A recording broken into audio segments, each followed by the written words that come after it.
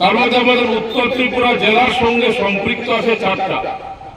একটা মনোমঙ্কই রোড, একটা কাঞ্চনপুর বামুন রোড, একটা আসাম আগরতলা আমাদের পুরনো সড়ক, একটা 208 নম্বর জাতীয় সড়ক, আর একটা কৈলাসহর থেকে কুকিতল এই যে আমাদের রাস্তা 208A এই সড়ক। তো গোটা রাজ্যে সব মিলিয়ে 9টা প্রজেক্টের কাজ কেন্দ্রীয় সংস্থা গ্রহণ করছে।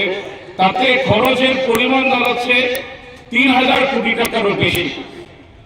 আমাদের এই যে 208 নম্বর জাতীয় সড়ক, তার দৈর্ঘ্যটা হলো 153 কিলোমিটার।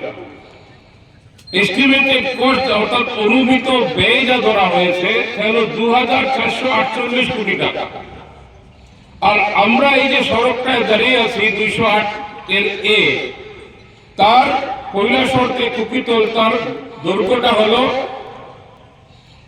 37 কিলোমিটার। তার বরাদ্দ হলো 473 কোটি 49 লক্ষ।